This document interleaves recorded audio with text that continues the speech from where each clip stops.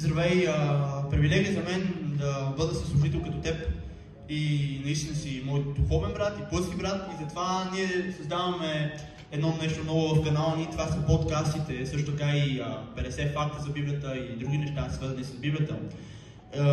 Радвам се наистина да послужа с тебе и наистина мога да се представиш на аудиторията. Здравейте, казвам се Румен Руменов от град Самоков, на 17 години, лидер на младежите. Повярвал съм преди 5 години в Бога.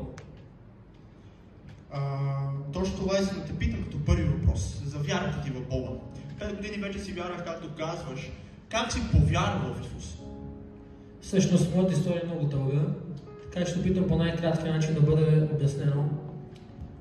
Бях на, мисля, че 12 години и докато просто си живеех живота, отивах на училище, правих всеки един младеж светски работи, отивах по дискотеки и беше наистина забавно, защото все пак бях малък и един ден се разболях и то доста силно. Имах проблем с бъбреците, вдигах кръвно, не уринирах, събирах вода в себе си и когато ме приеха в болница, казаха така: кръвното му е много високо и очакваме най-страшното, най-лошото нещо да стане. И тогава започнаха да ходят нашата църква, да се помолят за мен и един пастор, Боян Боянов по-точно, взе моя дреха, помаза я, даде в мен, аз се облякох и Господ ми изцели. След това дойдох на църква, покаях се, приех Христос за свой спасител, посрещане на госпожа Нена Майя, която е детска учителка от ден днешен, и ни каза: заповядайте на детско служение, там ще видите време с Бога, ще растете заедно в Божието присъствие.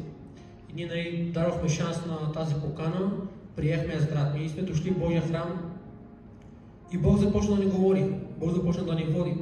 Събирахме се с малка част група в домовете ни, в моя брат Стефи и моя брат Ивайло в нас. Правихме кратки общения с малки деца, пеехме, ние се молихме и в един даден момент, когато се молиме, Господ ни даде небесен език. Тая случка няма да забравя. Когато се молиме, ние малки деца на по 12-13 години, Господ ни дава небесен език и се просява чрез нас. Ние почваме да обикаляме от къща на къща, от дом на дом, и се просява Бог, изцеляваше, освобождаваше чрез нас и правеше велики чудеса. И който е за слава на Бога. И така повярвах аз. Можеш ли да ни разкажеш за някакво чудо, което Бог направи с вас? Нещо много силно, което когато отивахте по домовете и се случва пред очите ви? Разбира се, че мога. Имаше едно малко момиче на 4 годинки, което имаше алергия от водата. Когато тя се къпеше, получаваше някакъв обрив, големи пъпки на тялото си и майка ѝ ни повика на общение в тях. Отидахме да се помолим, положихме ръце с моите братя, помолихме се и преди да се помолим казахме: сега пред нас искаме да изкъпеш, за да видим дали има тази алергия действително.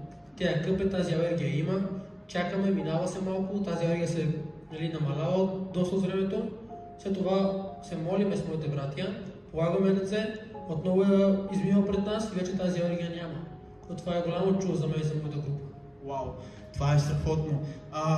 Каза, че когато при Исус Христос посещаваше църквата Бебец домът на Гребчария, какво мислиш за църквата в Самоков и в всичките региони в България? Самоков е малкият Ерусалим, както знаем повечето. И тук наистина виждаме повечето присъствие. Виждаме силата на Бог в Самоков, как Бог очиства градът ни, премахва ни чисти работи, изцелява и се прославя. И наистина моето мнение за църквата в Самоков е наистина много добро. Мнението за Самоков е много добро. Понеже в Самоков се издигат хора, лидери за Бога, които един ден ще чуят думите: ела верни му слуго. И чрез тези хора Господ Бог покайва други хора, и това Богове се стига до всяко ухо. И благодарение на Бога Самоков е град поставен на хълм, който е свети за другите градове. Това е страхотно. Чувах истории за църквата в Самоков, че преди да имаше демонично влияние в махалата. Според тебе какъв е ефектът на църквата за това нещо? Имаше такива работи нечисти в градът ни, обаче пасторите, миряните започнаха да се молят по-често, да обикалят махалата, да правят постове, молитви и Господ изчисти градът ни. Бог се прослави, вече няма такива работи. Вече всеки един дом се чува името на Исус, духовна музика и Бог се прославя Самоков. Към призванието ти. Според теб, как може да доведем повече младежи в църквата и как може да ги храним в света, да ги доведем в преобраз новия ковчег, за да бъдат спасени? Разбира се, Словото казва, че ако някой не е избран от Бога, той няма как да дойде при него. Затова ние се опитваме по всякакъв начин да изпратим една покана към всеки един младеж, не само младеж, старец, по-възрастни хора да идват в Божия дом, понеже тук е истината, Божият храм. Независимо в която църква отиваш, важно да бъдеш в Божия дом, да хвалиш името на Бога. Така че бих казал, че с повече желание, с повече мотивации, с повече неща свързани с Бога и неща, които да взимат влиянието на младежите, бихме ги привлякали към църквата. Най-вече с Божието присъствие. Това е страхотно, което казваш. Според теб, твоето призвание в църквата, освен лидер, какво е другото ти призвание?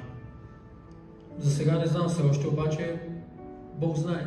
Това очакваме нещо, което Бог ще направи в живота. Имам очаквания за 3 служения, обаче нека бъдат в Божието време.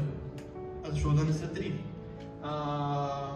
Според теб, какво е нужно за един младеж да устои в такова силно време?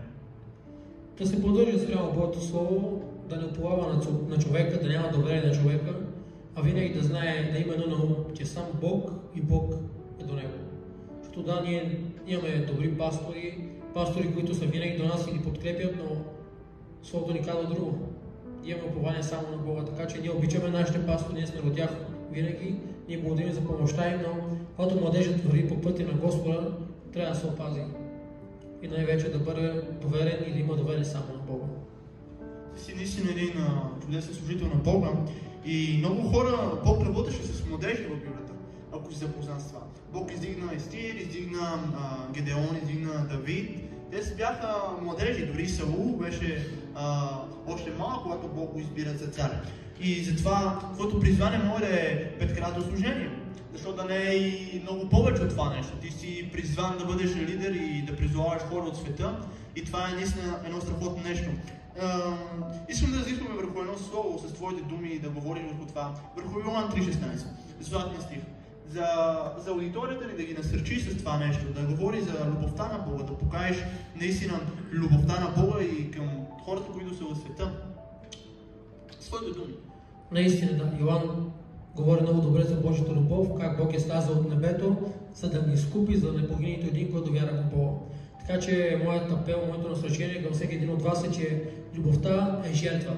И тази жертва беше на кръста, за да ви изкупи днес от греховете, в които се намирахме или се намираме, това проклятие, което сме или които сме били. Затова Христос е дошъл от небето на земята, изкупи ни, пролага своята кръв заради нас и вече ние живеем в една голяма светлина, едно голямо освобождение, което е дадено от Христос към нас. Така че този стих ни говори, че Христос ни обича твърде много и ни изкупи със своята кръв. Благодаря толкова много за това, че имаше това благословено време с тебе. Благодаря ти за това, че успяхме да разискваме върху тези въпроси, върху това слово. Наистина си чудесен лидер и наистина си добър служител на Бога. Благодаря ви и на вас също, които останахте до края. Благодаря ви за търпението. Очаквайте нови поредици върху това, 50 факта за Библията и други факти за Библията и още много неща, които ще насърчават не само нас, но и вас и хората, които ще ни следват в YouTube и TikTok и в Instagram. Благодаря ви за това, че останахте до края. Благодаря ви за това, че имахте търпението да изслушате тези прекрасни, невероятни въпроси и страхотен стих от Библията, което е златния стих. Благодаря ви за това, че останахте до края. Очаквайте нови подкасти с нас. Младежите победиха лукави. И се абонирайте за канала.